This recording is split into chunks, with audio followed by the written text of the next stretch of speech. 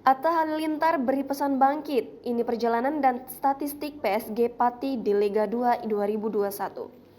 PSG Pati gagal ke babak 8 besar Liga 2 Indonesia setelah hanya finish di urutan 5 klasemen grup C Liga 2 Indonesia 2021. Sang bos Atta Halilintar berjanji akan membawa PSG Pati menjadi klub yang lebih baik di musim depan.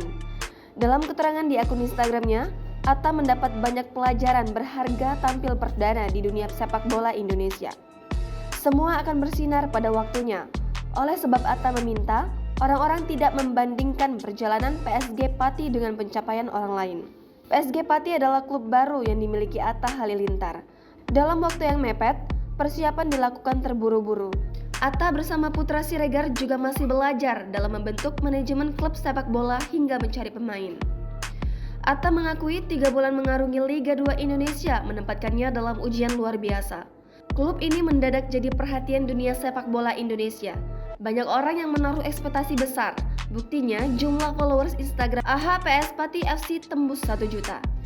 AHA PS Pati bersama Persis Solo dan Trans Cilegon tiba-tiba mengangkat pamor Liga 2. Pertandingan-pertandingannya disiarkan langsung di TV nasional dan mendapatkan rating tinggi. Dalam perjalanannya, PSG Pati tidak melaju mulus. Banyak ujian dan jalan terjal dihadapi. Klub ini mendapat pengurangan poin, pemain disanksi panjang. Dalam klasemen akhir, PSG Pati mengumpulkan 5 poin dari 10 pertandingan. 2 kali menang, 2 kali seri, dan 6 kali kalah. Mencetak 9 gol dan kebobolan 15 gol. Meski demikian, Atta mengaku tidak kapok berkecimpung di sepak bola Indonesia. Mari kita nantikan aksi PSG Pati dengan nama baru AHA PS Pati FC di musim depan. Jangan lupa subscribe, share, komen, dan like ya!